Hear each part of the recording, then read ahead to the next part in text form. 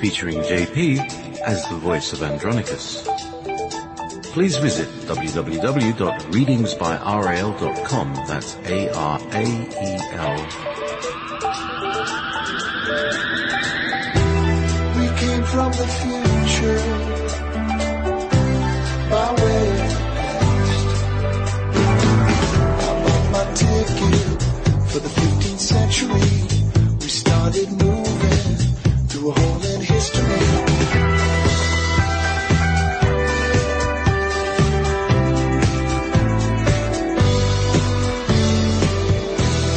You're listening to Wolf Spirit Radio. Aha, yes, you are listening to Wolf Spirit Radio, and I seem to be completely overdriven, so let me just check that down. I'll just check the sound in the thing for you first. Yeah, yeah, that's not bad. Actually, that's not bad. And we have our charming host for this afternoon. It's lovely here. I just want to say that I'm surrounded by love and beauty, and it's just wonderful. So on the internet, Jessica, how are you? I'm doing fine. How are you? Thank you, JP. Very well. And I have Nora in the studio over here. Say hi, Nora, everybody. Hello. Hi, everyone. There we go. Hello, Nora. Thanks for joining us today. I'm very happy to be here. Excellent. So, we picked up Nora. We picked up Nora from the station. I'm just breaking my microphone here. We picked up Nora from the station just over an hour ago, and I'm just giving her loads of coffee. And I actually made a good coffee. You know how I'm always like, it's a hit and miss. It was a good one today. So all the omens are good. All the signs, we didn't see any crows, not too many magpies, and all the omens are good for a good evening's radio transmission tonight. And well, I can see that you've been on the switchboard this week, my dear. Yes. Yeah, it started off with a long conversation with Ketriton. And, he's been a little, he's been a tough customer to deal with, you just start talking to him and he just goes on. And, usually it's a little bit gruff, and this time, I think we had some clarity. So I'm wondering, if a lot of this was a front or a disguise of what was going on with him. And because you're going to see that he explains everything in the story. So there's plenty going on. So we have a guest. Unfortunately, none of the females came through today. We're going to have Nora read a female role. Isn't there a Pandora at the end? Well, the Pandora is actually... Oh, it's a box. What happened between, the session that you and I did. Oh, right. If you, kind of did an overview of that, so it's not really anyone speaking, but something that we can kind of read through. And let's see.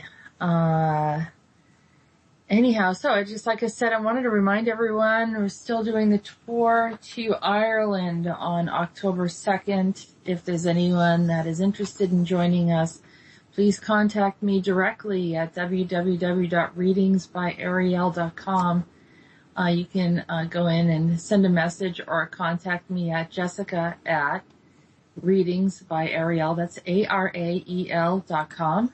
And of course, you can also contact me if you're interested in doing a session. Got a little busy there during the holidays, but things are still, coming down to be a little bit more imbalanced. And also, I wanted to remind you that, this is a great radio network.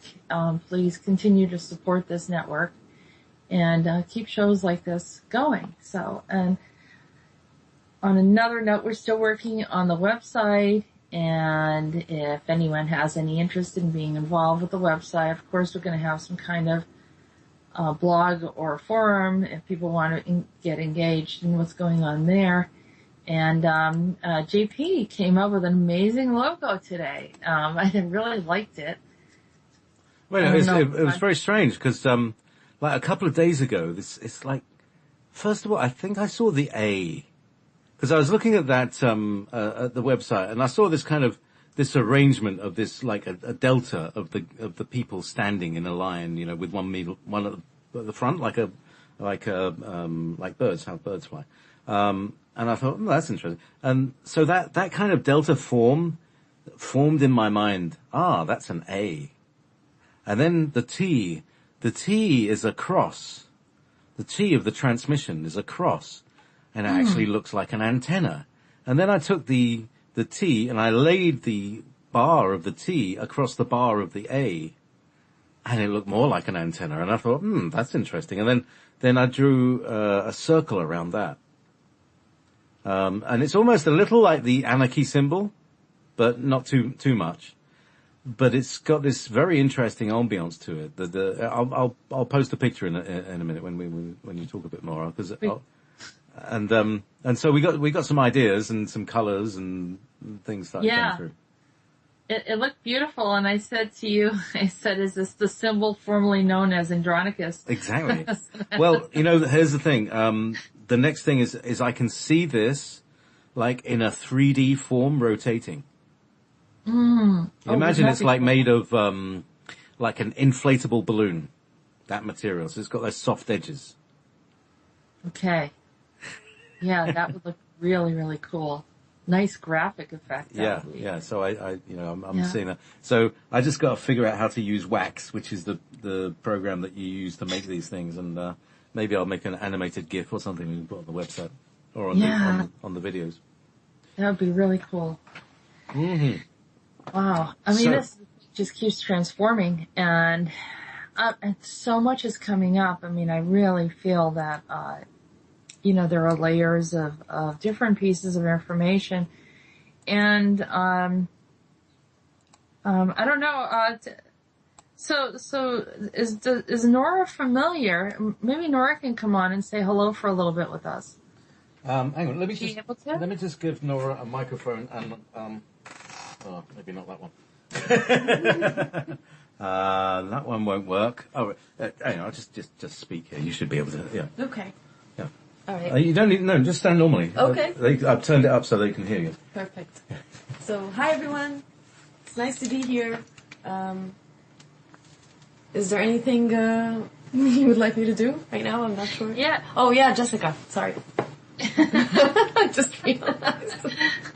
Yeah, I thought I'd say hello to you, and thanks for joining us. Oh, it's my pleasure. JP.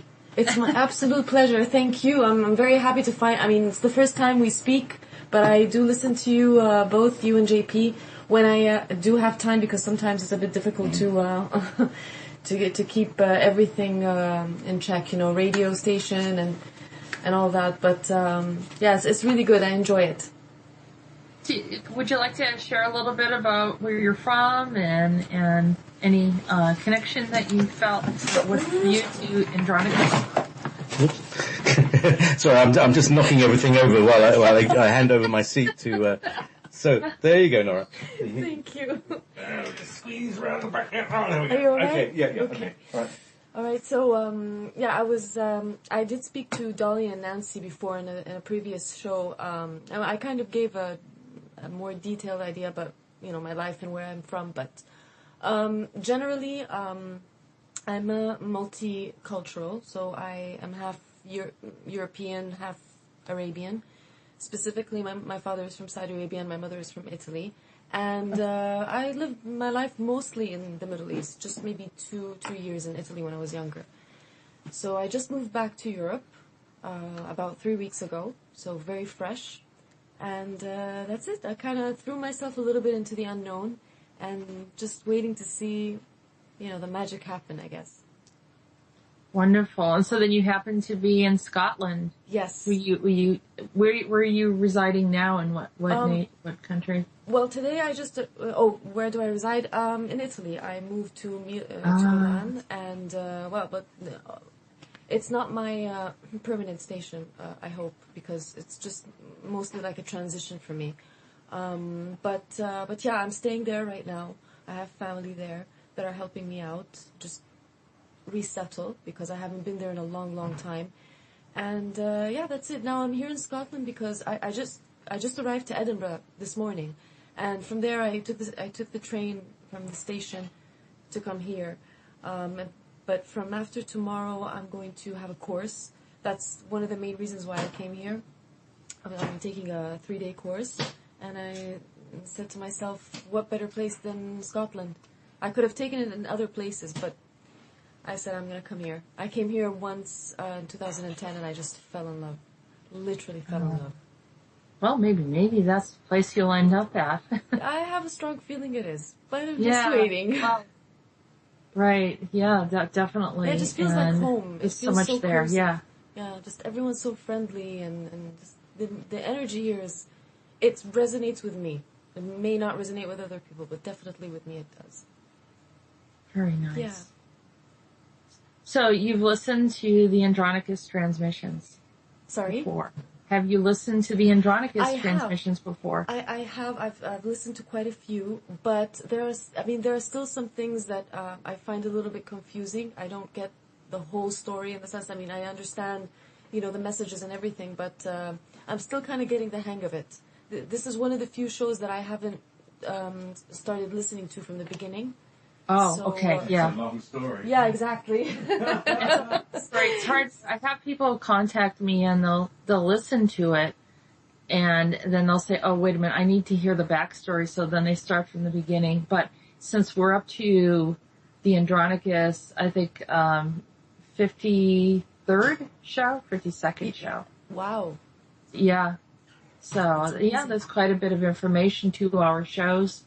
There's a lot of stuff that's come out over time, and we have more stuff that's coming out today. So it's a constant flow of information, and I don't know. I guess we'll continue unless told otherwise until things slow down. You definitely have to continue. Yes. So that's good. That's very good. By the way, I just want to say hi to everyone in the chat room. I really miss you all. Forgive me for not being in the chat for a long time. It's just been crazy. I have barely had any time. It's been almost 2 months that I'm on the go, and I am quite exhausted to the point that I left my phone in the taxi this morning as soon as I arrived to the airport. So I traveled without a phone. So mentally I'm a little tired, but I really hope that I can get back into the chat and talk to all of you. So did you want to give a little shout out to who was it? Dolly and Nancy. So yeah, and say Colleen the names. and everyone. Okay, all right. All right. Well, thank you so much, Nora, for joining us today and thank you, keeping Jessica. JP company. All right, thank you so much. So I'll be sitting here and listening and enjoying. Okay. Take care. Bye. Bye. Okay, thanks so much, Nora. So, yes, it's just so delightful. It's just so delightful, and Nora really feels like a family member. She's just relaxing here, and it feels very comfortable and homely. So welcome to Dykeside. Welcome to the Dykeside. So Nora is part of the Wolf family. Absolutely. Yes. Definitely. Sounds like it. The Wolf Spirit family. So. Okay. Awesome. Apparently Nora was a bit quiet there, but I'll increase the volume on the audio edit, on the archive. So, well, perhaps we'd better get cracking, shall we? Yes. Well, we can start off with, why don't we start off with Andronicus, since this is his show. I know, poor old Andronicus.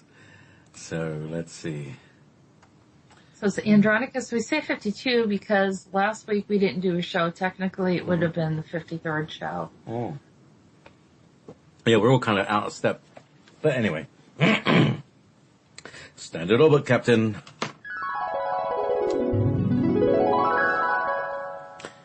Hello. I'm here. Back again from my journeys. Well, where have you been? Well, I keep returning back to Camelot. Oh, I'm so fond of that place. My friends are strong and bold. They hold me close to them, and we have honor. But it's a pocket universe, not our timeline or reality. I thought you promised to close it or integrate it, so all of us would not be caught in it anymore. I can't help it. It's the allure of it. The majesty and the comfort of it. I can't express how I feel there. It's as if it's the only place where I feel whole. You are my sunshine, and I am your knight in shining armor.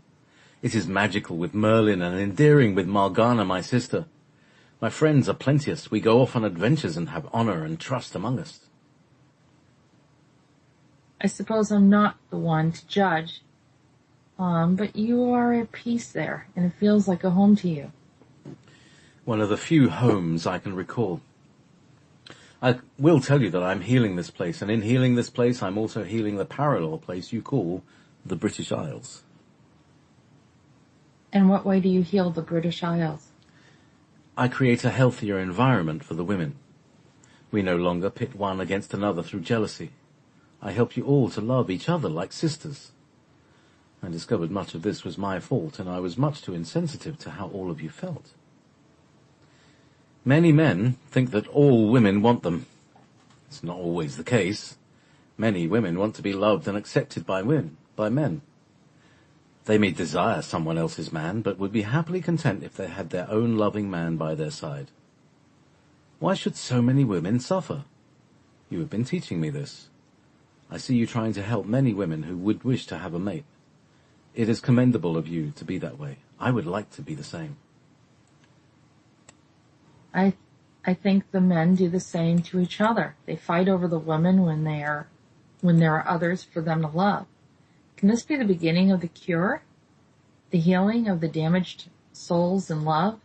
Maybe you are the Eros or the Cupid who heals the broken hearts by finding true love at the portal door.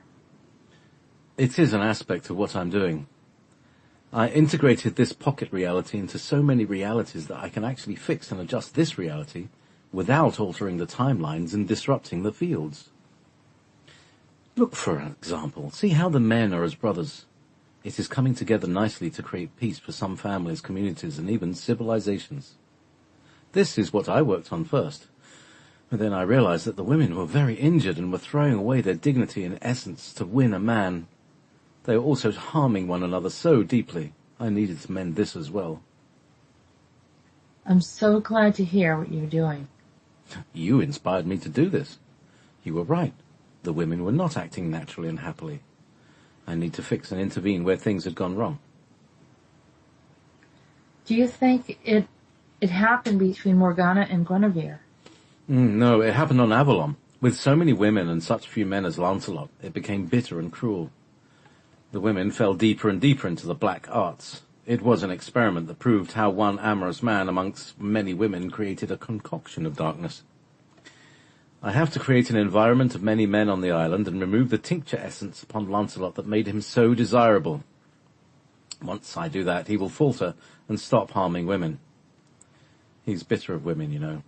His mother, the Lady of the Lake, gave him this tincture so he would awaken the energy of the women, and she would feed off their emotions and sexual energies. It would also feed upon their anger and frustrations when she would imprison them. A bitter tool that even took her son prisoner to this reality. He could never find love apart from her. Until now. I'm off to do my work. I shall see you again. Andronicus. Oh, how lovely. Yeah. I thought that was nice that he actually found a problem and began working on it. Yeah, and this is the guy that, Yeah. he's the same Andronicus not being an asshole. Yes. Yeah. He went to Neptune and caused all those problems and was treating women as objects or females as objects, and now you see him actually being much more considerate. Well, there you go. I thought it was commendable. I was happy to hear he was there, but his topic is different from the rest of them. Mm-hmm. But he's in a completely different place. But I think that a lot of things are happening, and the primary thing that they focused on was the topic of Ketriton. So he has a much longer transmission, and you notice I think this is Ketriton number 1 because I've spoken to him or interacted with him, but it's usually through someone else. If you can remember. So yeah, and I'm sort of trying to think of a kind of a characterization. I see him as like kind of like ilk of Borkham, but like more tired. Like more world weary than Borkham. Borkham's still got this very childish enthusiasm, childlike enthusiasm, and gung ho, whereas Ketriton seems like solar system weary. Yeah. That's right. So Nora's phone went off. Oh, okay. Yeah, Thought I heard a little something going on in the background. Yeah, there'll be some strange. A tablet went off. Yeah. Take two It's tablets. better than the trucks that go by my window. Well, yeah, or the police cars. Police cars. Yeah. Tracy's always got police cars going past us. Yeah, that's Okay. So, I don't have a theme for Ketriton, so we'll use standard orbit. I actually have an oceanic sound. Hang on. I do have an oceanic Like sound you might. somewhere. Yeah. I've got one somewhere. Where is it? I did have it. Oh, it's not. Oh, there we go.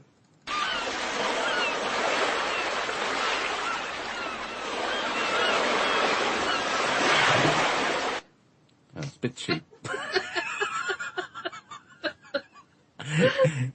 It's a really cheap one. Never mind. All right. So it's. No, I actually love it. It's so him. That is him. 100%. Please don't get rid of that one. Okay. I'll just make it less sharp at the edges. I'll fade it in and out.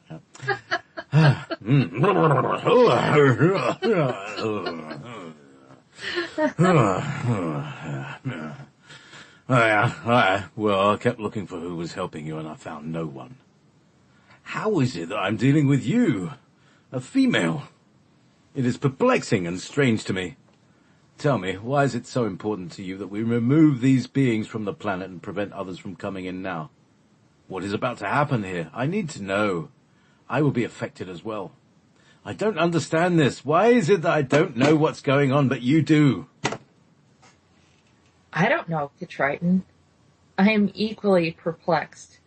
I gain information daily. It's as if I'm on some unseen clock where certain points in time trigger events. It's not in a physical clock that can be shut down, but the clock in us, all of us. Not just the off-world powers, but humanity as well. I see them trigger things into existence. Is it predestined or something else? A deep desire for change?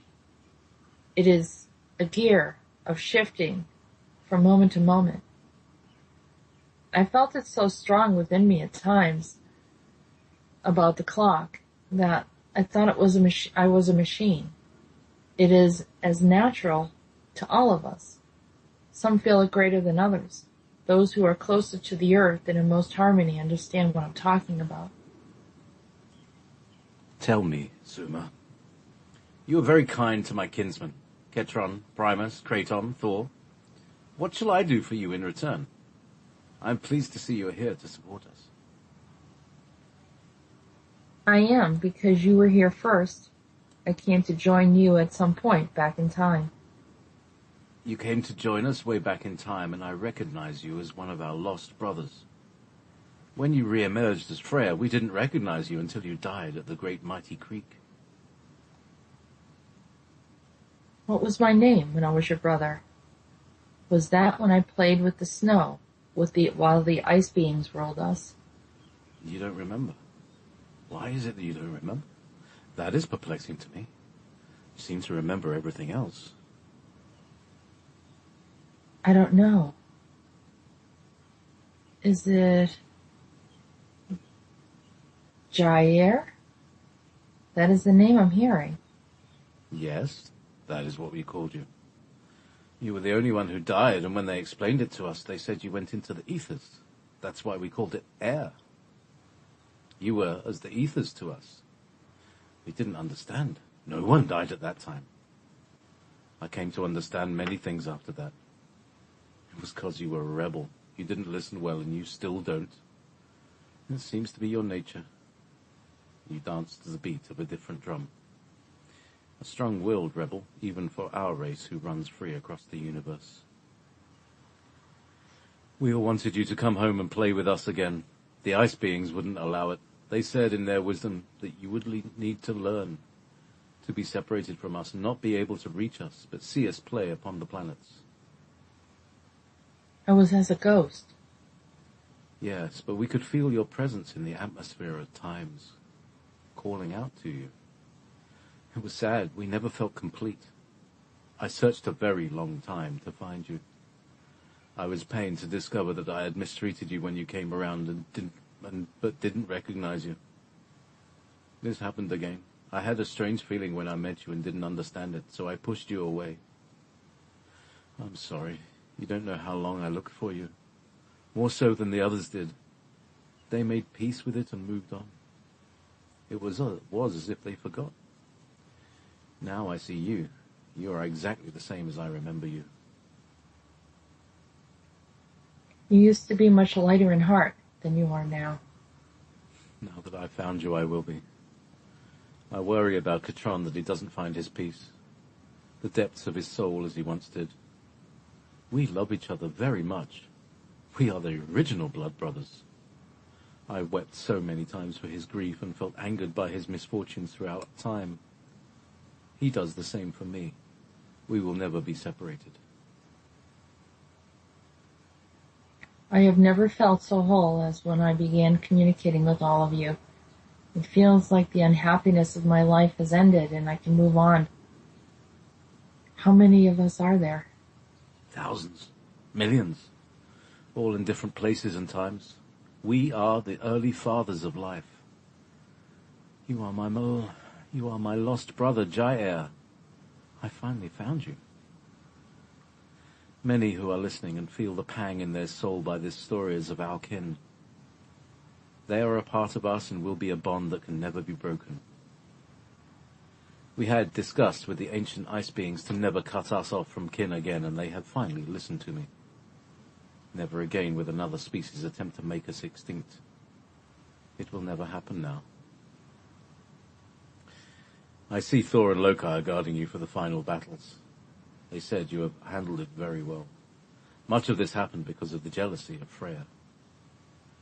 The woman didn't want you around and gave you a mortal cut amongst the jagged edge of... The woman didn't want you around and gave you a mortal cut amongst the jagged edge of the jutting stones by the crooked creek. There I saw your blood pour out amongst the living and carried out into the great waters. Odin thought you did this to integrate our blood into the planetary species. He later discovered that you were frightened, not accustomed to seeing your blood flow from you. We never bled. It was all new. We went through many transitions. I don't know why this all happened. The woman, the wife of Odin, Rhodan, was not of our race. She never understood us and had jealousy. It was a heartbreaking event. We had so many sorrows over time.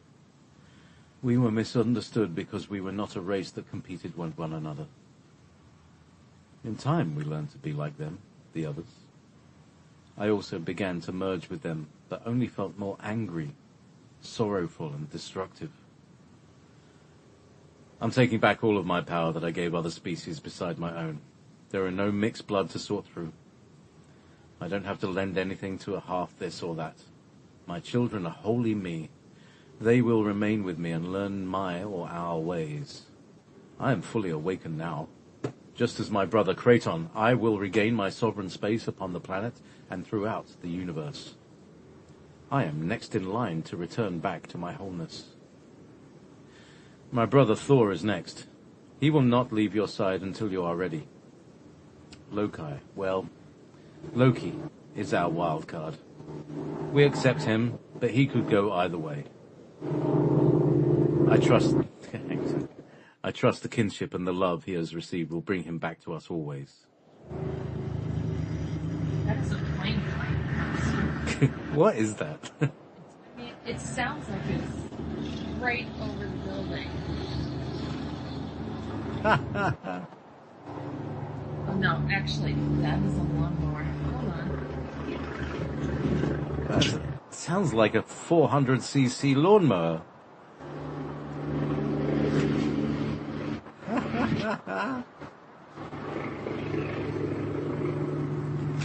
Me, I'm just a lawnmower. You can tell me by the way I walk.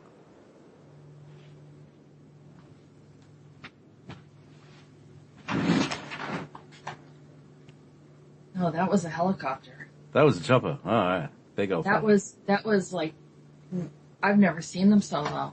That was very close, wasn't it? Yeah. That was like right over the building. It may be a military exercise. I noticed that they're flying over here today, and they have military exercises on 7-7. I have never seen them so close. That was loud. Wow. Okay. Let's have a breath. That was strange. Do you think Okay. do you think they heard you talking?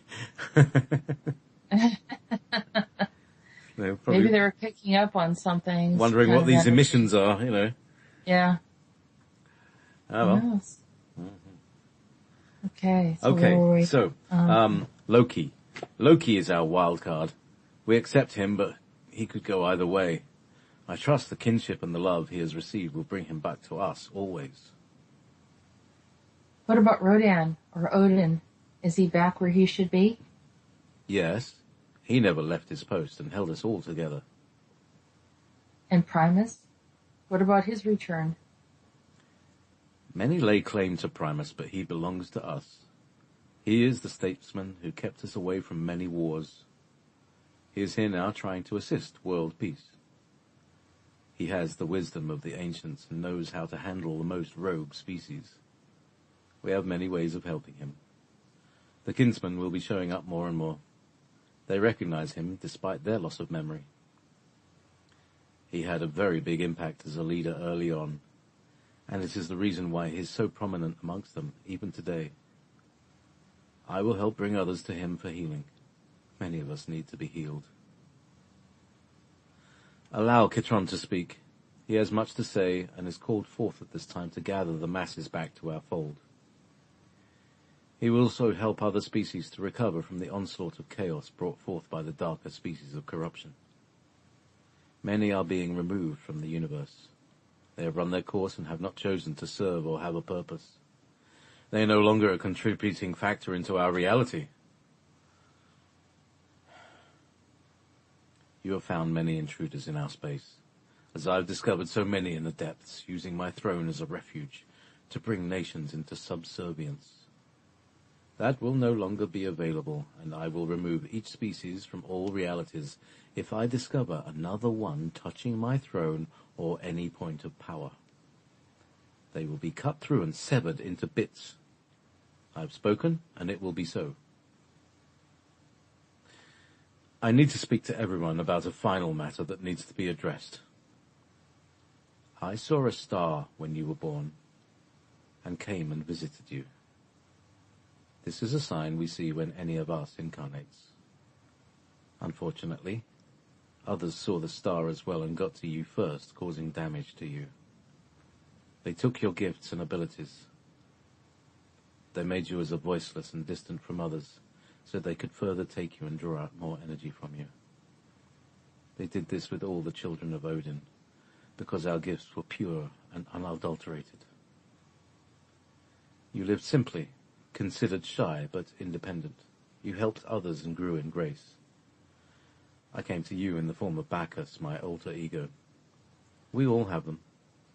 You are Freya, the benevolent warrioress, and Suma Amist, the seductress and proponent of mystery religions. All of us have contrasting sides depending on our treatment. Your mistreatment in this life brought forward your attributes as Suma. That's why we were hard on you. We wanted you to return to being Freya. Even more so if we could only have our J-Air back.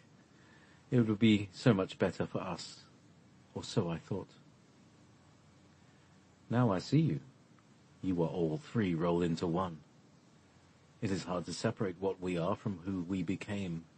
I cannot separate my other aspects of Bacchus. But I do love you. I do love my kinsmen, and I do love all humanity. The humans made me jolly and full of life. They helped me forget my sorrows. Oh, getting back to my story. When you were young, I visited you and held you as a child. I could see your soul within your eyes and wanted to weep. You saw me weeping to find you. So small, but your eyes were so strong. After I left, I knew they would find you again, and they did. But what they didn't know is that I set traps for all of them, and it returned back to them. I left the water gates open to see who would enter and gather information from us. It returned back to the powers who wanted to rule the planet, the species, the tall grey ones you had been dealing with. They brought it to your nation's capital, the essence that they stole from you to become powerful and have the power to deceive or cloak their actions. What they didn't know is that I left a trap for those who would steal from you, and this was the beginning of the exposure. Your President Nixon knew much about our activities, and so it was he became exposed. There was the action called Watergate. I snared him through you. This is the reason, and many reasons, why the grey ones, amongst other species, dislike you so much on the planet. Your essence and gifts that they steal from you became their snare. The last thing they do is return and cause you a temporary hardship. You had endured this over and over. Now the table is turned and you are discovering that you can pull them out and present them to Rhodan and Kraton. The game is now over. Now that you realize how many you have helped. Without trying. Wasn't it worth it? I know it's sad and frustrating to you, but in the end, you helped all benevolent beings throughout. Just imagine if they remained in power. It would be a slave state already. I know things are not perfect, but it was intended to be completely worse. You were the rabbit that couldn't be caught. The bee sting in the honey. Why didn't you use someone else for this? Or at least let me know that you were doing it? Then Ketriton leaned back in his golden throne with a red velvet lining and smiled with a mischievous grin. Don't you know I am craftier than you? See? Besides, I had to take care of many other problems and I didn't want anyone bothering me when I did it. You handled them well, even if you were blindfolded and your hands tied behind your back. Is that you bleeping? Oh, it's a new computer, and you've got to turn off the Skype sounds. Sorry, I'll mute. Besides, I had to take care of many other problems, and I didn't want anyone bothering me when I did it. You handled them well, even if you were blindfolded and your hands tied behind your back. You didn't need anyone's help. This is the way it was intended to be. The rebel, you, had to gather up all of the other rebels so you could see what it was like to deal with one. It is your karma. I could even see that you were a little fond of a few of them because they reminded you of yourself and all the mischief. Play with me again, Jair. We are close to returning back home. Although Ketriton laughed. A solemn sigh then followed after a long hardship of events that had taken place. He was relieved that it all turned out well in the end, just as it was predicted, despite the many unexpected happenings throughout time. He stared downward, searching for an acknowledgement from Kraton, who nodded his head. Then the watery scene departed.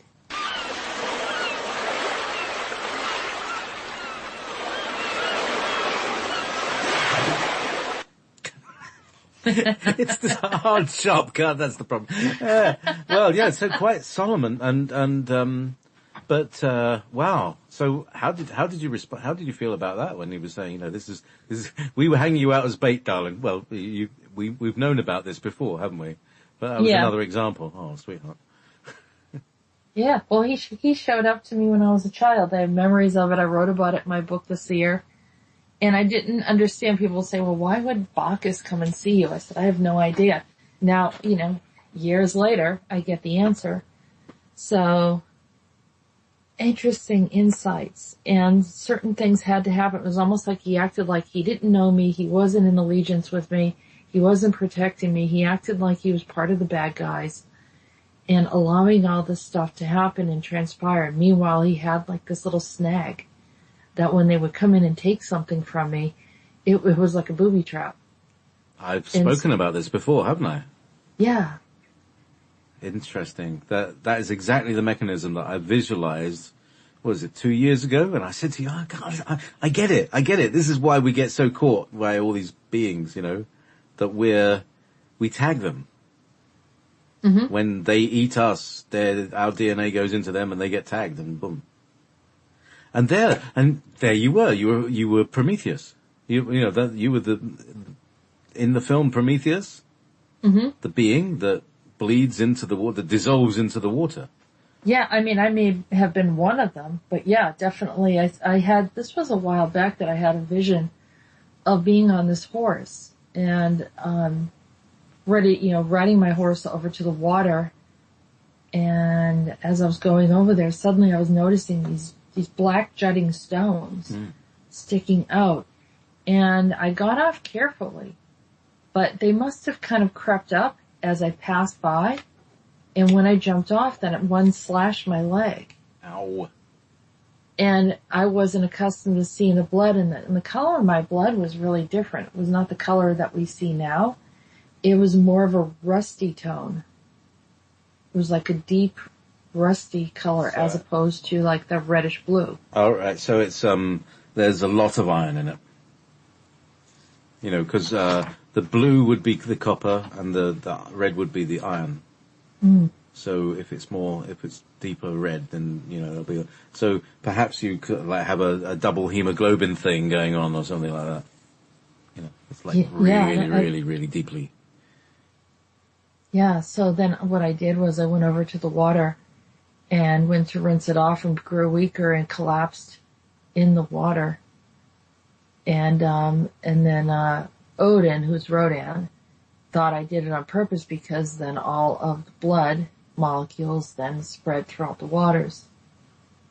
It's very, very similar to the whole Prometheus story. Yeah, a la the beginning of Prometheus, and thus seeding the planet. And thus you could say that, a lot of the life on this planet is your offspring, your creation, or the result of you. I think there are others that did that as well. Mm. But that's the story that I remember because it relates to my memory. Mm. But I have a feeling that others have done it. That's why he was so angry. And he was married, and it wasn't my mother. He was married to someone else, and she didn't like it that he favored me. I was his only daughter, at least at that time. And, you know how that goes. The stepmom and the daughter. Yeah, and there's often, there's often a link between the father and the daughter. You often get like a couple, and they have two children. One of them it looks like the mother, but is inside is like the father, and on the other one looks like the father and is inside like the mother, mm-hmm. And so he's probably looking like he was like a mini me. Again, it's like a smaller version of himself that is what people love. Everybody loves a mini me, don't we? Wouldn't everybody want a mini me? Yeah, go and get me a cup of tea, mini me. So Ketriton, I was his sister at that time, but didn't know that I was his long lost brother. So he remembered the brother, but didn't recognize me as his sister. That I was the same one. 'Cause you're called Jair. Jair. Now, isn't that interesting that you're Jessica Ariel? Oh, I didn't think that. Didn't you see that? No. You didn't see that? Oh, right. Okay, so Jessica Ariel. Jair. Oh, that's funny. That's where it comes from. I did not see that. That's where it comes from. Wow. Amazing. Oh, well, thank you for putting that together. Oh, sometimes I miss the obvious. Well, and I'm British. We're a nation of continual obvious status. We state the obvious all the time. Oh, look, it's raining. Oh, oh look, we're going to die again. So, shall we move on to the next reading? Because, there's an awful lot today. And, Yeah, there is. So- All right, yeah, we can go on to, well, this was the longest one. Kraton. We'll move on to Ketriton. Ketriton was the longest. All right. Ketriton was the longest. All right. So, should we do Kraton? Yeah. Okay.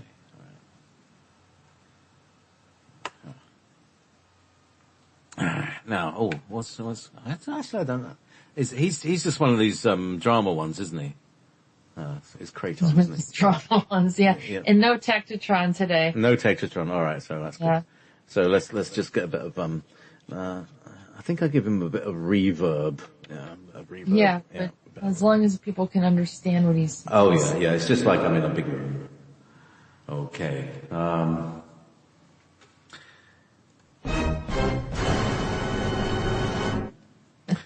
I see you had your discussion with Ketriton.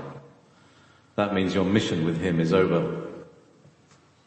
I know you didn't remember what the mission was, but it became evident in time. Now he has fully revealed to you why you had many challenges earlier on. I know you would like to celebrate this victory, but it's not yet time to do so. I am expecting you to continue your work with me. It is required as we restore much of the strongholds throughout the planet and beyond. You know the fiber that created a gridlock on the various levels of humanity from Zoroaster. He has a lot to answer for what he did to humanity. I know he doesn't remember, but I will help awaken him to this reality. One by one, we lift a grid of misinformation and I tear it asunder. With every grid, there is a fortress of entities ruling and protected. I pull them from their fortress and remove their floor as if I pull a carpet from underneath them. This is simply done, but could deeply affect the structures that hold together the planet. And so we do, one level at a time. Yesterday, many visited me from long ago. The beasts of Atlantis, my long-awaited guests. How well they hid from me. Upon deeper discovery, I even find that some of them actually dared to pose as me and give orders to the masses. How bold and daring to stand as I do and implement laws that were contrary to the foundations. I will say I was exceedingly displeased with them. Behold, the horn of one of them. The rest of him is as powder or dust that turned into little mites. I watched the expression of the rest as they saw what happened to their mighty warrior they called Kraton. Then I took the rest to stand in judgment of themselves. I noticed you found 4 of them. The 4 Draconis. The second was as a mighty giant that you slew. He went by the name of Kronos. Exactly as the name of my brother. I was amazed how bold he was to take on such a brazen courage to do so. Imagine, he thought he was immortal, so I allowed him to be taken down by a female in front of his warriors. That female was you. I knew him by his tormenting voice and the heartache he had caused me in this lifetime. It was a second nature for me to take him down. I don't see myself as a warrior, but I do recognize my enemies and have run out of patience and compassion for them. It was just and allowed under these circumstances, and long overdue. I will tell you about the others. Another who posed as Anu, who sent the ibis-foot bird to fly over your head as a curse. He, the beast of Atlantis, who was one of the mighty leaders to rebel Apollo and take down the great continent. We have sent him to the real Anu to be tortured and punished upon his choice of discipline. I will honor his decision either way, since the false Anu has created many problems under his name. The last of them, Eba the Great, is what he called himself. The voice of articulation and leadership extracted from the golden essence of Apollo while he slept. Eba, smart enough not to use the name Apollo, created great deceptions and illusions of power and grandeur. He assisted all warmongers on the planet under the guise of Apollo. By carrying his essence, he was able to convince many off-planet beings to join in the battles of the planet and universe. They were beyond rebels. They were masterminds of deception. Does this ring a bell to you? Yes, and this was just one layer. Well done. You have been successful in lifting the planet from their grief, but helping me find the 4 horsemen of Atlantis, the beast of perdition and deception of the ages. Go now and find the others.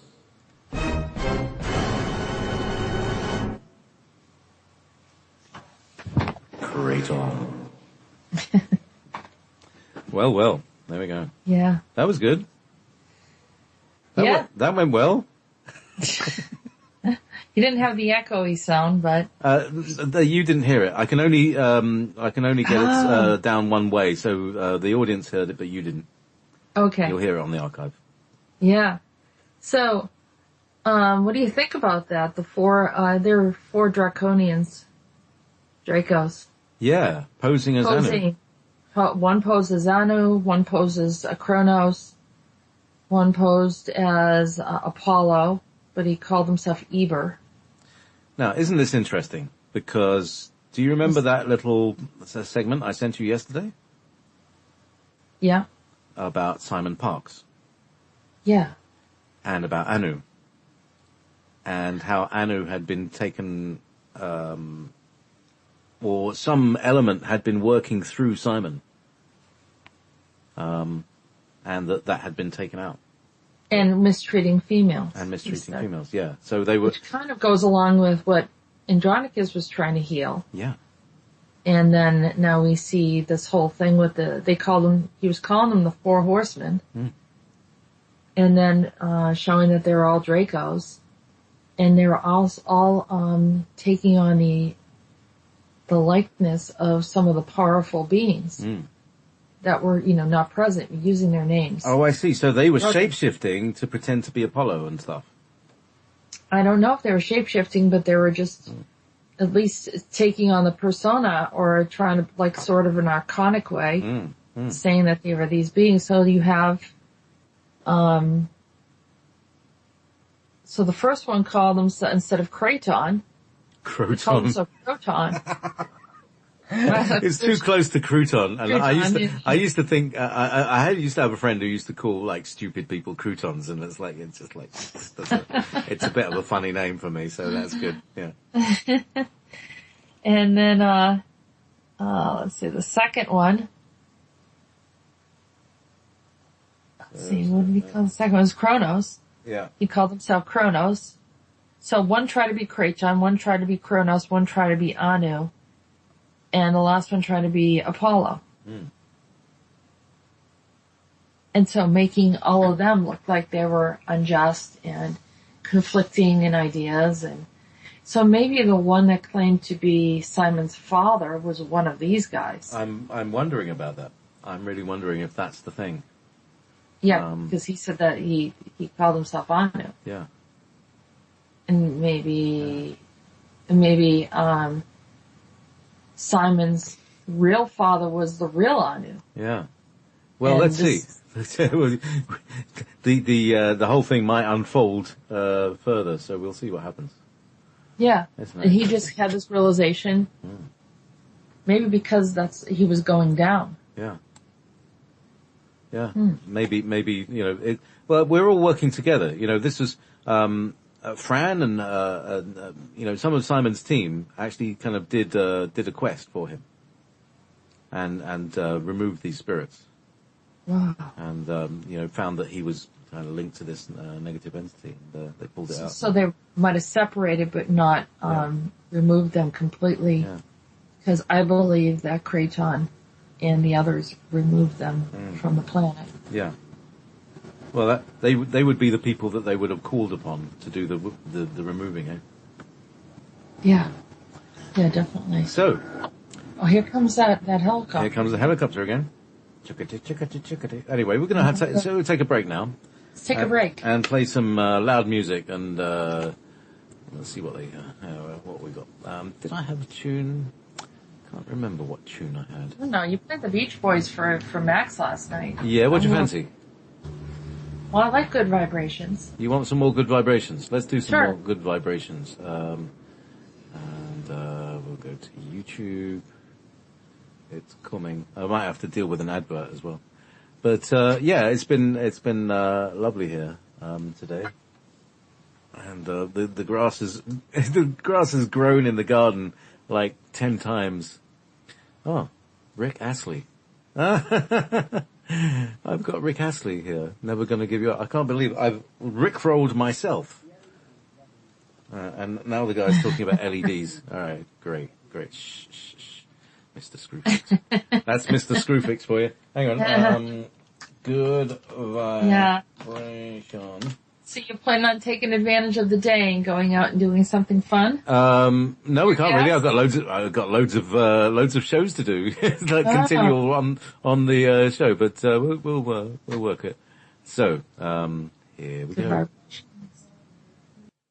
Okay, now we're back online because it was all buttons and things. Anyway, I could hear the song. I'm sure that was like it was a tiny version of it, because I'm sure it goes on a lot longer than that. Anyway, welcome. Sorry, Jess. I was like, wow, what happened there? Yeah, that was real quick. Anyway, so there we go. A very small vibration. So, meanwhile, back at the Andronicus transmissions. Wow, I just received a message from someone who Skyped me and said that they heard a broadcast that there was an entire army underneath New York City of beings. I wrote about that. That is those beings, those Atlantis beings, because I wrote about that, and we're going to read what I wrote regarding that session that we did together. Oh, wow. The other day. So yes, that's trying to... New York City is one of the locations where they're at. Wow. So, well, that's for later on in this hour. We'll be discussing what Jessica just meant. Later on in the show. Stay tuned. It's so much more exciting when there's something to look forward to, even though. Well. So. I don't know. He just said it, and I was like, wow, I didn't even talk about that, and look at he brought it up about beings underneath New York City. There you go. Very, very interesting. Well, you'll get to read it, so you'll know what I'm talking about, because you already have the document. Do I? Right. Okay. It's in the Pandora document. Oh, that's the Pandora one. Right. Okay. So, what should we do next? Should we do Pandora? No, we haven't read Rhodan yet. We got Rhodan and Meetis. Meetis. Yeah. Okay. There's Rhodan's effect. Where's his intro? Thunderbolt.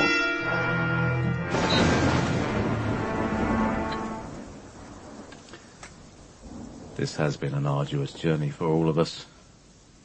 It was Ketriton's plan to find you and discover what you would attract as a sleeper. We noticed you were awakened very much as a child and thought it was endearing at times of your reflections of lucidity. Ketriton tried very hard to convince me to abort this mission and send you back into the depths to return as Jair. I told him that this was not possible. This is not the time for action. This is the time for action now before it becomes so toxic that nothing can be done and destruction is imminent.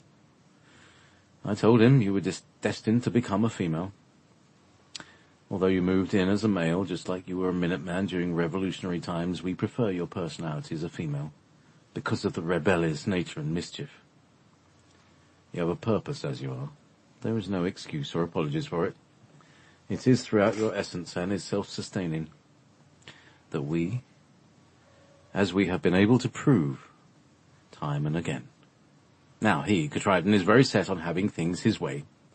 He almost drew you into the depths in an effort to drown you in the waters. Soon that won't be a problem. I'll see to it. He doesn't mean to harm you, it's just that he misses you dearly and wants to take you now.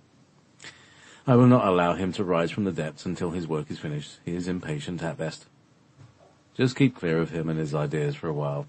I know he cares for you, but despite him knowing you are his long-lost brother, he has a problem with females. It's archaic and he sees them as a lesser species, lovers and expendable. That is not my view, of course. I don't mean he would do any harm to women, it's just he throws them away like a worn-out suit. If you understand his nature, then you will not be offended. We are working with him to come back up into the time period of evolution.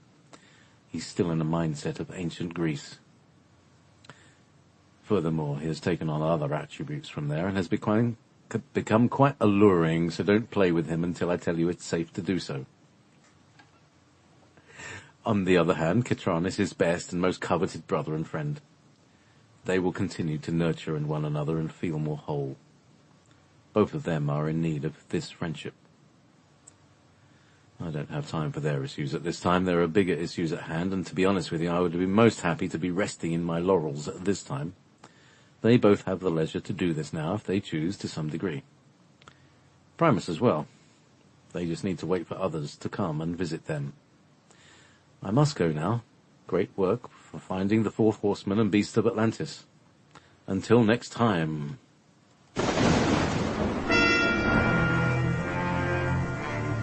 Rhodan. Yeah, I like the drama and the thunder somehow. I noticed that you combine the two of them. It's interesting.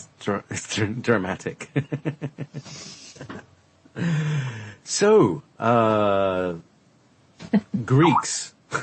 As the Greeks. I know. It's very true though. That's sort of like this edginess that he has. He's very harsh. And it's like, females are beneath him, and it's very, but he's not meaning to be cruel, but he's more like in that old fashioned mindset. Yeah.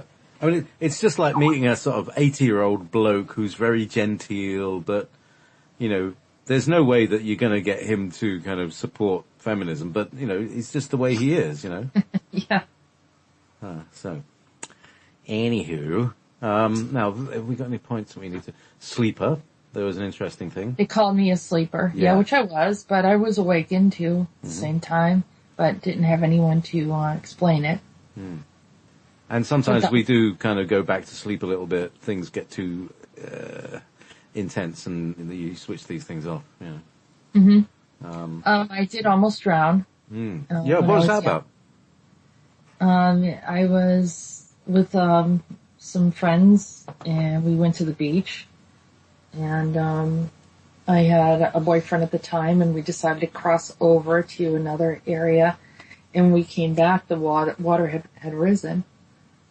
And I started swimming across, and the water was really, really cold for some reason, and I began to immediately get hypothermia. Wow.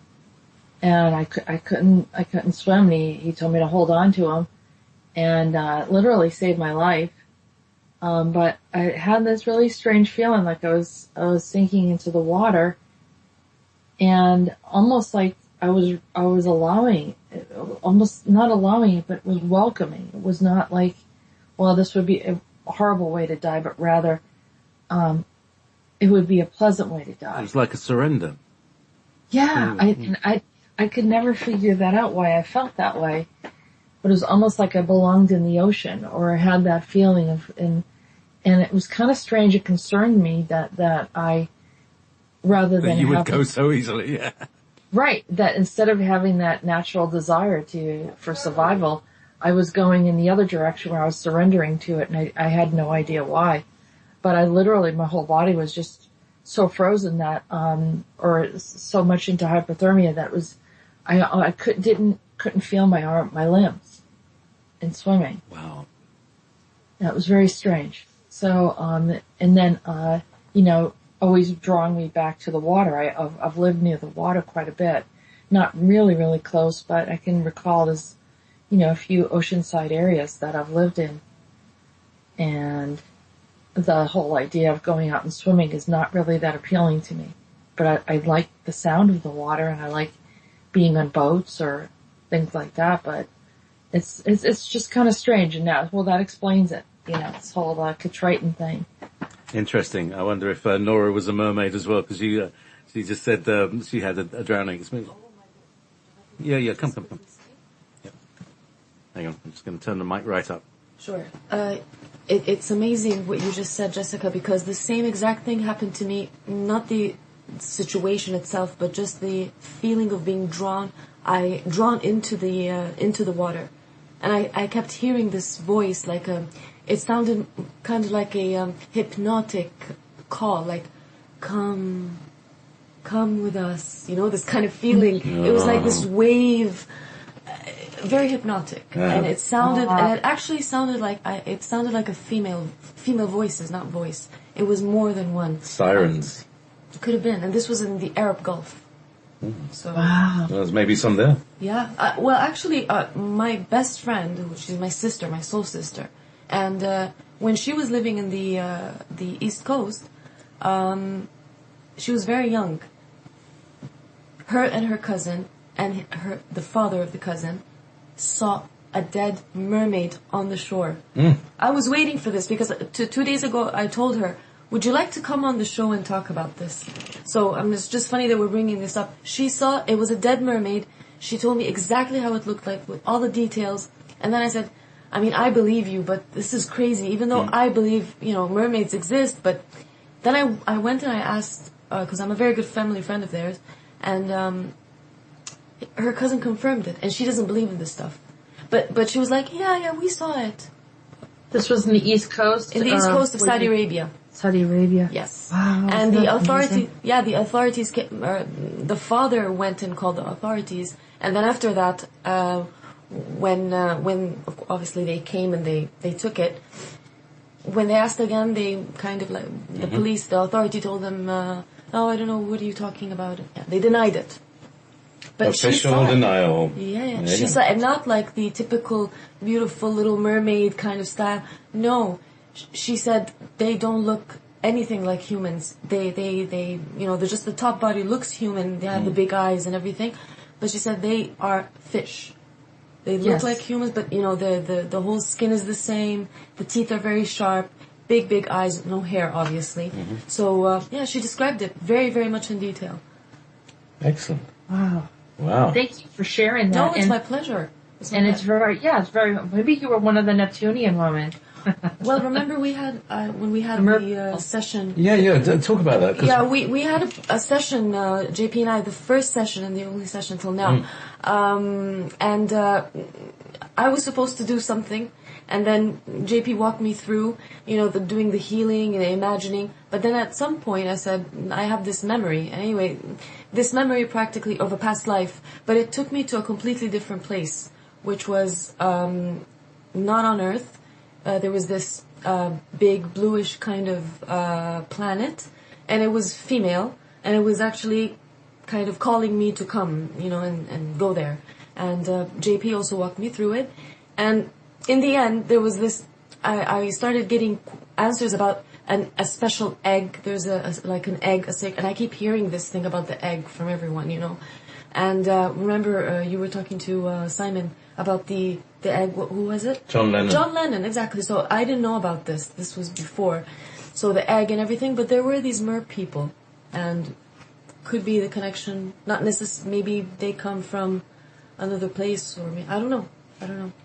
Yeah, they exist. Of course, I believe that. There definitely were created beings at some point, and I think that they actually existed on another planet prior to here, which would bring, if you listen to the Andronicus series early on, they end up going to Neptune when they were created by Zamfir. Zamfir created them, and he called them the plant people. I mean, they were like made out of plants, but they were amphibious. And he brought them in, and they started mating with them. The Titans mated with them, and then Ketriton, who would be Triton, or what would another name for Neptune? Neptune, Poseidon is his many names, and so he was on.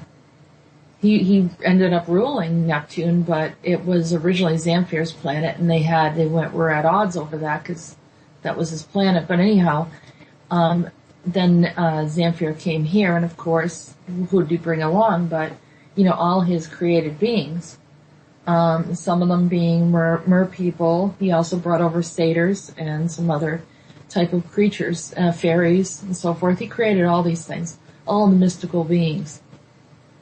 Wow. But, I know, it's very interesting. So you were, somehow kind of a part confirming. of that experience. Yeah, you're- it's just like yours. So obviously, if it's more than two people, I mean, if it's you and I, then for sure there are many other people who have experiences like these. I've had so many people come to me that were once mer people.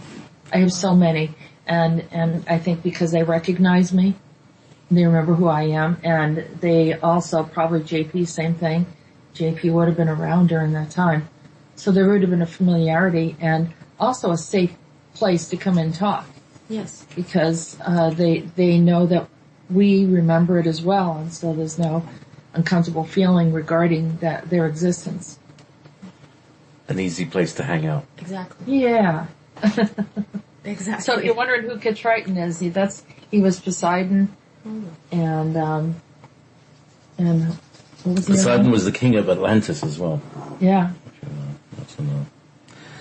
So, Another connection. shall we, how are we doing? 12:17. So, Meetis. thank you so much, Nora, for your, Thank you, Nora. so, I meanwhile. knew she was there for a reason. Yeah. Aside from, being great company to you, JP. Oh, it's just enormous. No, nothing but delight. So, Meetis. Meetis 26. 26, I know. He's 6 months old. Hang on, let me just go and get the guitar. In his music. I'm assuming that there's a song. Yes, there's a song, all right. It's white guitar today, hang on. Oh, hang on. I need to go and get my tuning fork. A tuning fork. Yes, a tuning fork. Not for eating tuna. The process of eating tuna, is that called tuning? No, a tuning fork. Hang on.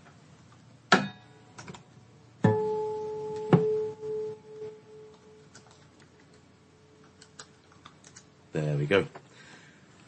Now we're all in tune with 432. This is 432. Hang on. That note there. That's 432. The famous 432. Ah, that was what. There we go. There's Meetis. There's his lute. Let's get back to right, Meetis theme.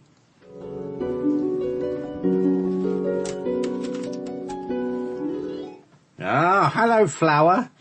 You saw me watching you as you set yourself free from the bondage of the tall grey ones. Ah, the Pandora's box controls, yes. It was brilliant to behold. I remind you that you needed the help of Primus with this one. I agree. I really did need his help. He offered it as if he knew I was ready for this healing and liberation. I believe this set off everything that transpired during the past few days in the removal of any hidden beings on the planet. You were there to help also. I kept seeing flowers. Ah, yes. Wasn't it delightful? I so enjoyed seeing the blooming flowers and then Primus saying, so that's why Meetis calls you Flower. It's all very true. Primavera. It's a lovely type of rebirth as the earth brings forth the flowering of its seeds. Did that metamorphosis affect you as well, in any way? No, I just stood by to observe it. It is true who you are. My brother, my sister, my friend, all of us are ancient, you know. Our dime.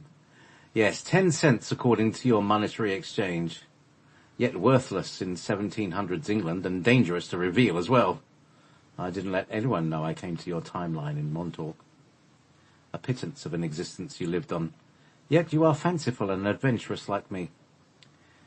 What fun to see you in laughter. I will send many to you to make merry as well for you to lift the heavy hearts. There is work for you ahead.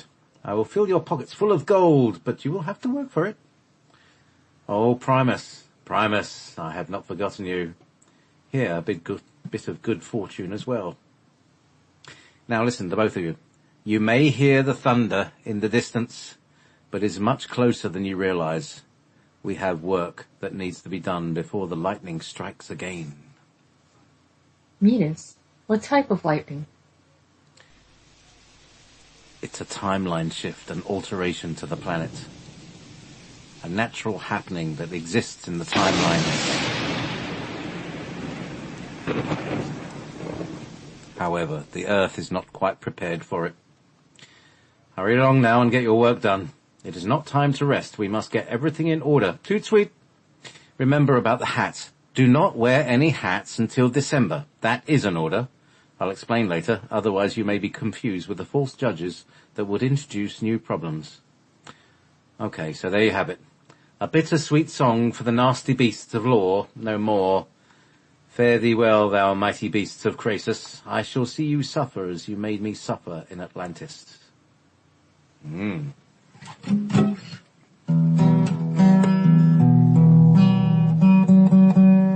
My G-string's a little slack, hang on.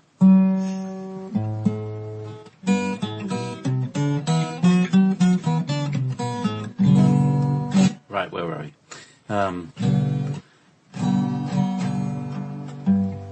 Still.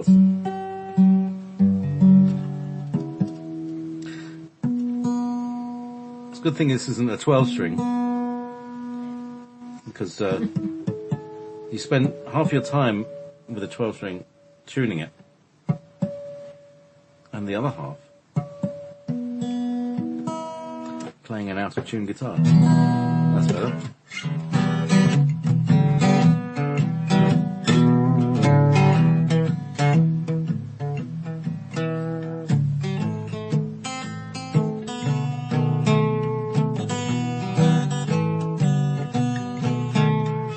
He bestowed my mighty flask.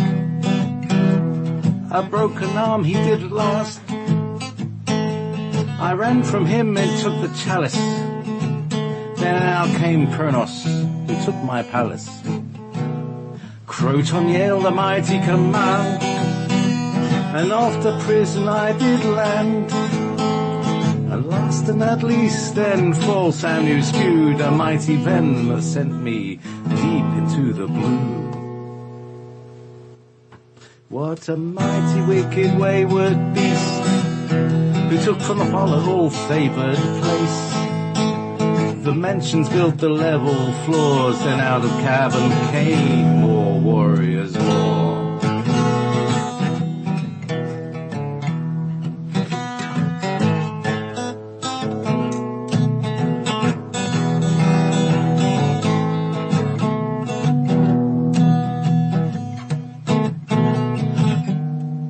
I shook myself from that prison cell and collapsed in the gates of the watery hell, where fire and water of a volcanic flow. From the depths of the waters I emerged to know I am free again, no way can hold me. I will restore all things that they've taken from me and lift myself to heavenly doors, and no longer be the pawn of the beasts of Endor.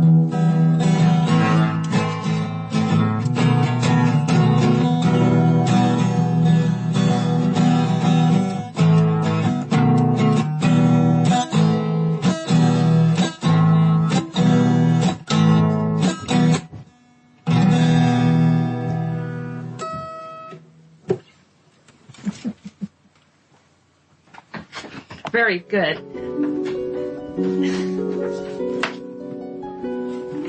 Yes.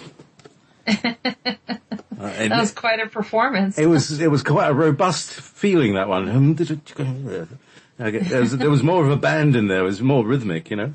So yeah. So great job. yeah, I could feel that it was. I could do that with a blues band or something like that. You know, really that kind of level of power, like a good Kansas City blues band. Anyway. Yeah. You know, I mean, people don't realize it, but you are just picking up the guitar and reading it raw. Yeah. Yeah. I'm just, I have no idea what I'm going to do. I have no idea what chords I'm going to play, what key it's going to be in. You know, just anyway. That is the talent of Primus. Well, that's Meetis. Yes, Meetis is Meetis. feeding me with his muse. He's being my muse. Okay, so how about our final connection? So, really, it's you should read this, really, shouldn't you? I'm wondering if I should read this one. Yeah. Primarily, well, I'm going to omit someone that helped me. I don't want to say her name, without her permission, so I won't. Yeah, just say a mutual friend who did very well.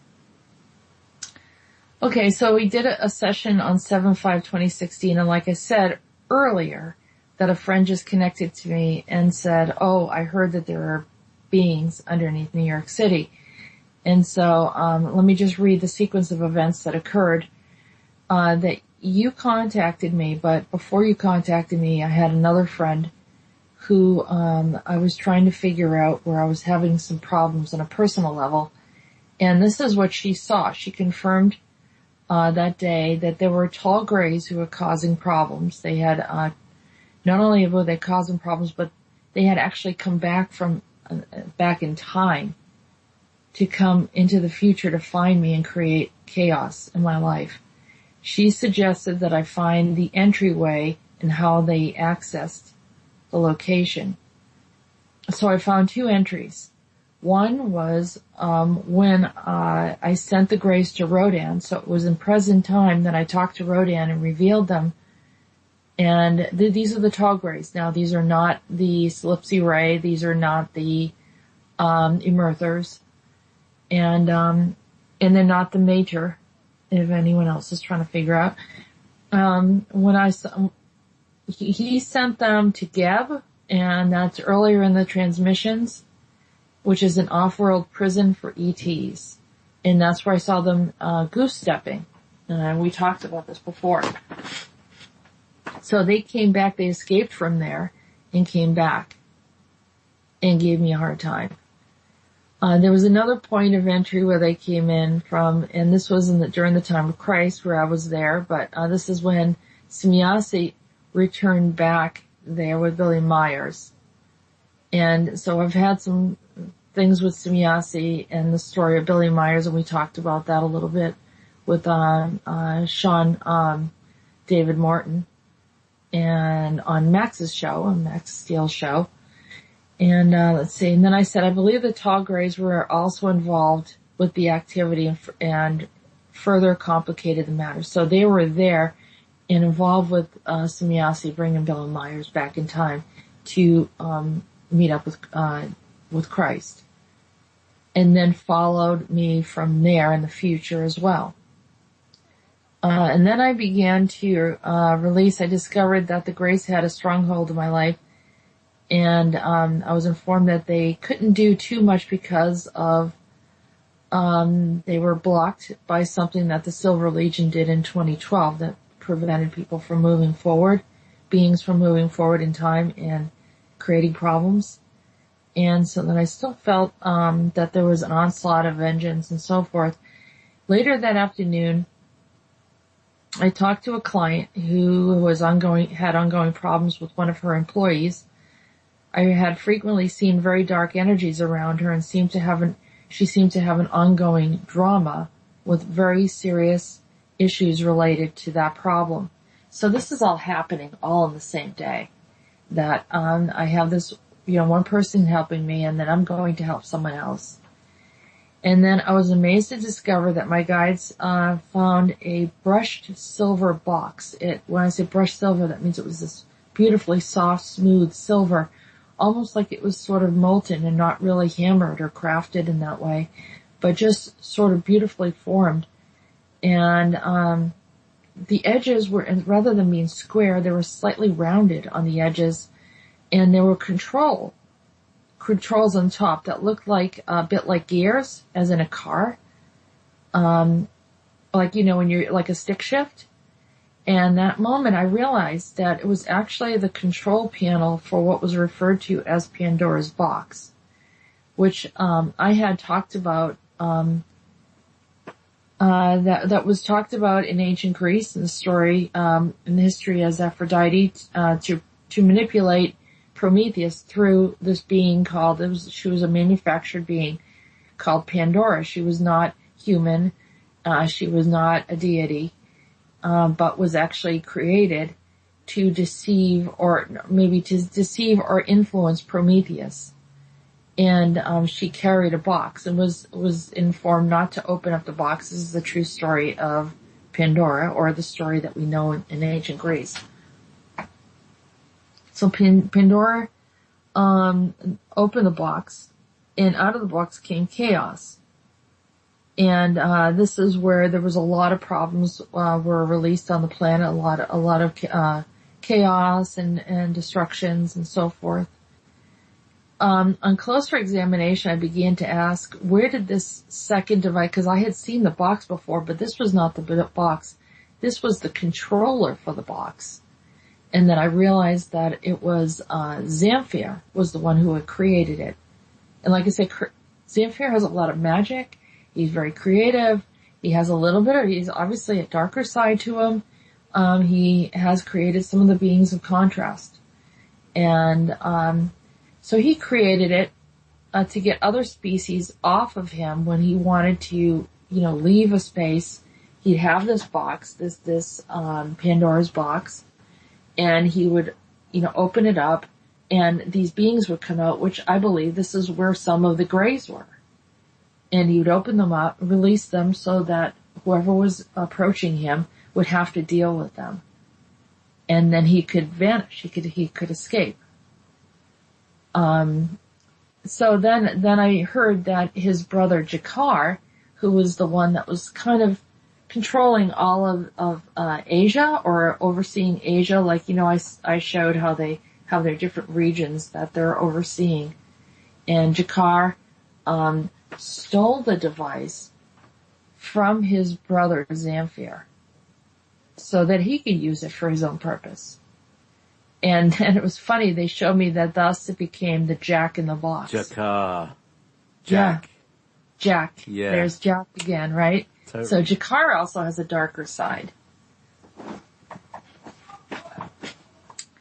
So then, the heralded nightmare emerging from a box that became part of our history and introduced to many on the planet. The Jack pops out, and everyone is startled by its unpredicted timing. The same with the Pandora's box. Unsuspecting beings being set off by strange hostile reactions, especially without being provoked. So here you have this unplanned, unexpected event where the box is open and there's the chaos and the kind of the startled trauma type of thing. But the Jack in the Box, I thought, was almost like a little symbolic thing that, young children being startled immediately, by that whole little toy. And then I thought, and I started, I took a look and I said, well, who took it from Jakar? Because it wasn't with Jakar, and there wasn't a response. No one said, who took it from Jakar, and I'm still not sure about it. But also thought about the location, that where I could see it was in upstate New York. Then I thought about the Mohicans, a native tribe that seemed to disappear, or had vanished through warfare, or maybe it was illness. I'm not sure. I don't know the story. And then, the last of the Mohicans and so forth. And I thought of the device being held energetically in the area. And then I also felt when I visited there, I actually visited upstate New York recently, only a few months ago, and, hold on, and I knew something was wrong. I could feel the energy wasn't right there. It was really, really stood out to me, and I kept on thinking that how the native people were probably very affected by the device because they were sensitives. And then I began to do a healing, with JP over this, and discovered that I had, as a child, then it goes into this other thing. I'm not sure if I'm ready to bring this part up. Yeah, this is a bit raw, so I think maybe that's a bit raw. I'm going to stop right there. So yeah, I think the whole Jack in the Box thing. But what I did see is there were yesterday when I did find those Atlantean beings, I found them in 3 locations. One was underneath me here in around the Boston area. And then there was another group over in New York City, underneath New York City, which would coincide with this whole, Jack in the Box type of thing too. And then also I saw them over in Washington DC. So, there may be another location I'm not sure of yet. But anyhow, yeah, that second part didn't feel right for me to talk about yet, and that will come up in time. Yeah. Do you remember that thing you saw a Nazi coming out of a manhole? Yes. Jack in a Box. Mm-hmm. Surprise. Surprise. You thought, And did you miss me? the Nazis, the Greys goose stepping Yeah. on Geb. Yep. So, Yeah, so there's a they're in lot of these April. images that are coming together. I know, and it'll probably piece together and make sense later, but I think the one good news is that the activities are being, diminished, because we're seeing, the layers of different compartments of hidden beings. And that was an unearthing of them yesterday. So, everything's not perfect. Far They're from a lot it. better. Oh, I know the other place where the Atlantean beings were. Where's Underneath CERN. Underneath CERN. Yes. Wasn't there an underwater in the lake base or something? That would have been these Atlantean creatures. Maybe the location was created because it was already supercharged. Maybe they want to beam themselves out of there. Mm-hmm. Maybe they've built CERN all around them so that they can take a chunk of planet out with them. It could be. I know one thing, that they took out Atlantis.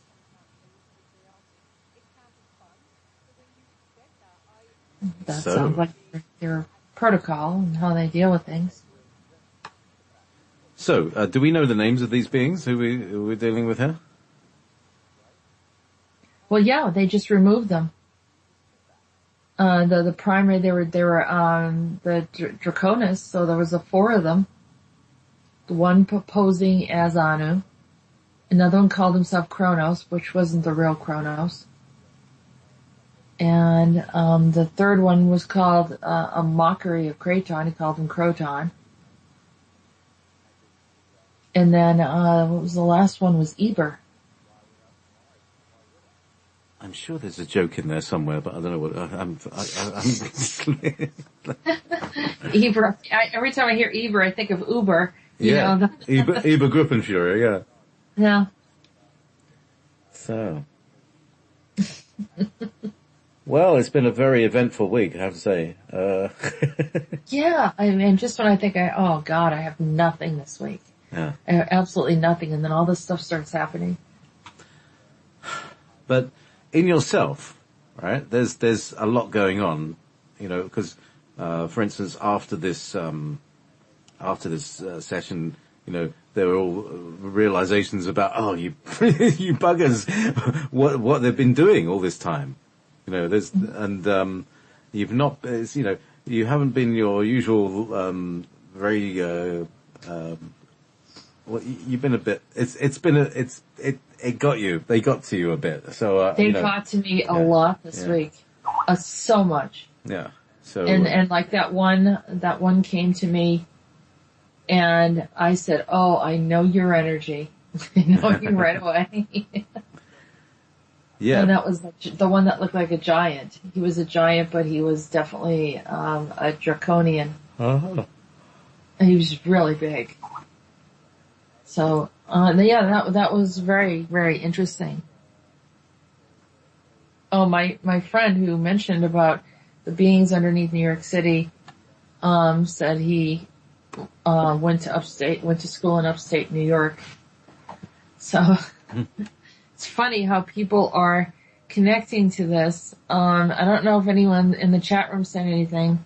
Well, Viking said the 4 horsemen of the Book of Revelation as they ride forth conquest, war, plague, and famine enter humanity. So yeah, it's the 4 horse. I thought of that too in the Book of Revelation. Interesting. And one of the other things is the famous Book of Mormon was found in a it was a gold book found in a stone box in upstate New York. Oh, wow. So there must be a lot of stuff there. And there was probably an enormous civilization there that just doesn't exist anymore. Yeah, there definitely, there may be some things that we don't really know about that, had to be much more prominent. The question is where did that control box go? How did it leave the hands of Jakar and end up there? The only thing I could think of is it was the Draconian. One of the Draconians had it. Well, maybe they did their shape-shifting trick and went in and brazenly stole it. Yeah, said that they were Anu or someone else. Yeah. Hi. Just come in to pick up my thing, all right? Okay, I'll see you. Bye. Yeah, you know who I am. Yeah. That's mine. Where's your ID? You think I need an ID card? Yeah, it's probably something like that. Somebody got badly punished after that, probably. Yeah. I didn't like the bit about Anu, the fake Anu, getting tortured and punished by Anu himself, because we know he's not. Well, I don't know. I suppose you just really shouldn't pose as a being. You shouldn't use a name that isn't yours. No, just in case they might come after you and looking for you. Mm-hmm. Right? Yeah. Yeah. Because then they don't not exist. Yeah, it was like someone telling me the story of, this person that someone thinks that they were cloned, and the anger that they felt towards that clone. And it was like, how dare he be, mimicking me? It's sort of that thing where because then they go off and do all these different things, and then you're standing there holding the bill for it, And it was that sort of thing. I mean, I think Anu, probably had his share of things that he's done on the planet, but at least he's, he'll confess, or, I believe he'll, at least say, yeah, I did this, I did that. Because my impression of Anu, which you notice I don't channel him, and I kind of don't want to open up that can of worms. But, and I imagine, he's a much edgier personality, and I don't feel the need at this time to engage with him. But, what, idea that I get from him is that he will say, yes, I did this, I did that. And if he didn't do it, he'll say that also. Like, he's not going to be one that's going to hide what he did, and he's going to do it very brazenly. So I think that's why, he didn't like that no more than, Kraton, like the one who called himself Kraton, and he was just holding his horn. That was all that was left of him. And he said he turned his body into mites, tiny little.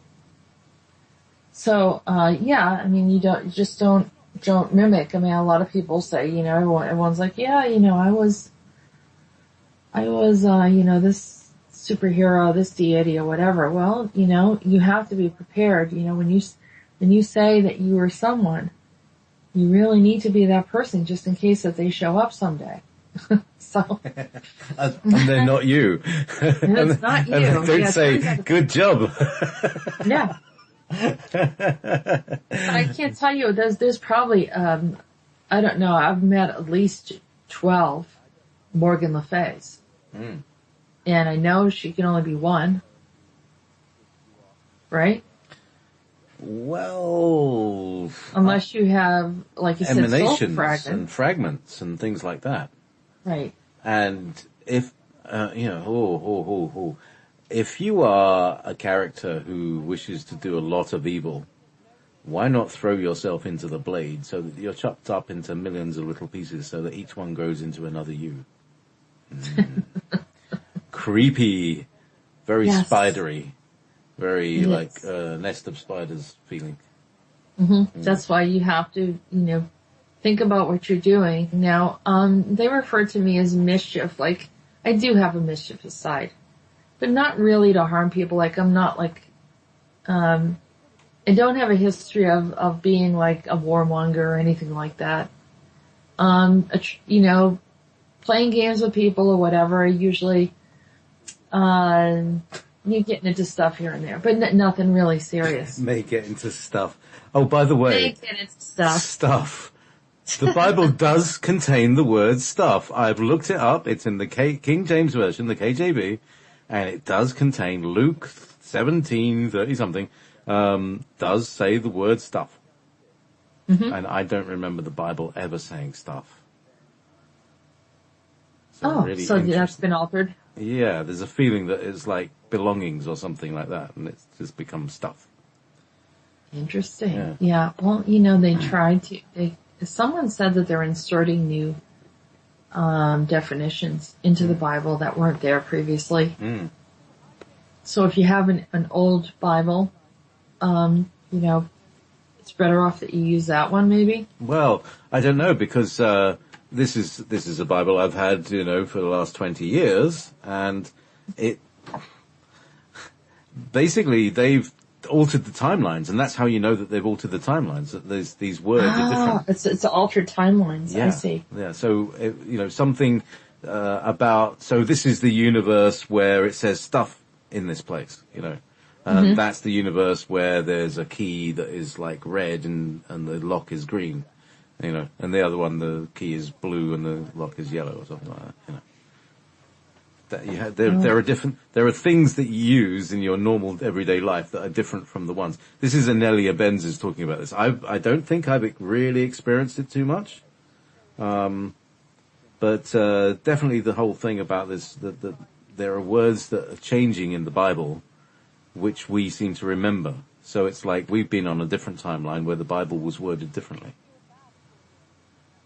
Or vice versa. Yeah. So, according to Peter Berger's statement, we are on our timeline, which are converging with 3 other timelines. Mm. And his statement is that one of the timelines is the alternate Nazi timeline. That's right. The other one is he calls it the umbrella lifetime, which is zombies. And I believe, I'm trying to think if that was, another one was a monarch one. I don't know what that, I don't know, there was a third one, I can't recall exactly. But it is, the monarch part was the part related to, that there was a tear in our timelines. And that we were actually operating on a loop. And so we're not fully in true flow of our timeline, but then have these intersecting timelines at the same time.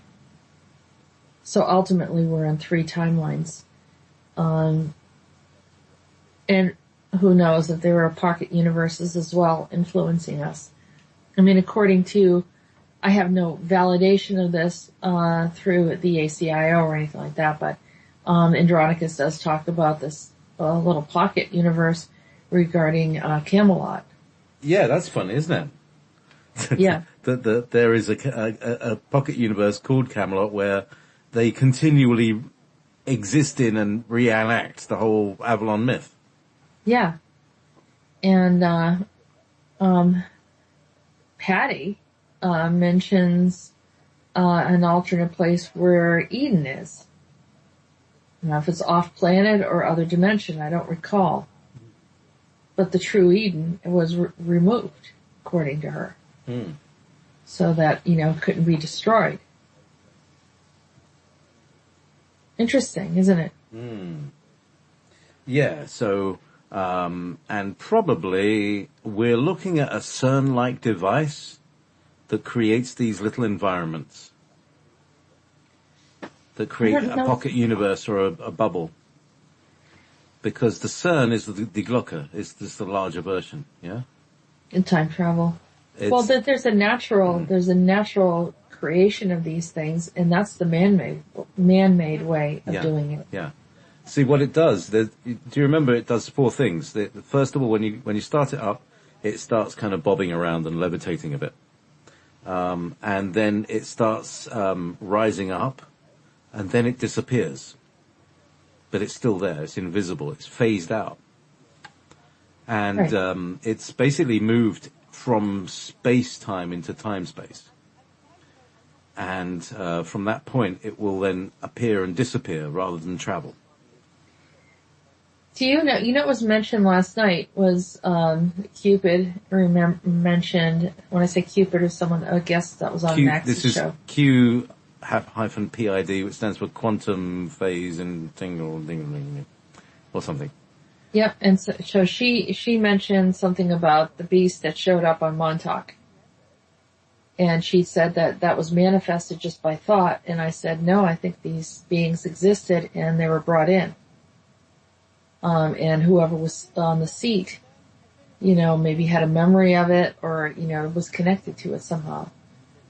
Do you remember, and does that story? Cause I don't know that story. Well, there was a story, from what I understand, that there was a kind of sub-conspiracy to destroy Montauk because they knew it was doing bad.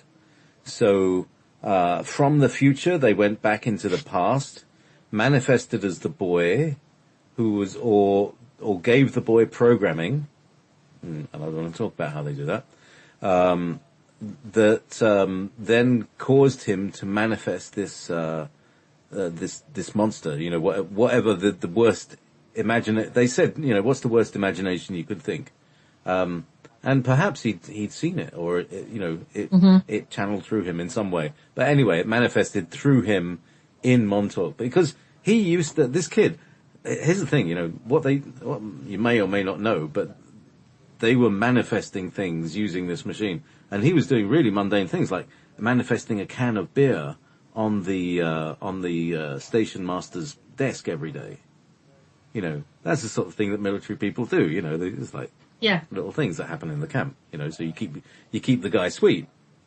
You give him a can of beer every day, using your sort of entire output of a power station to create it, matter to energy.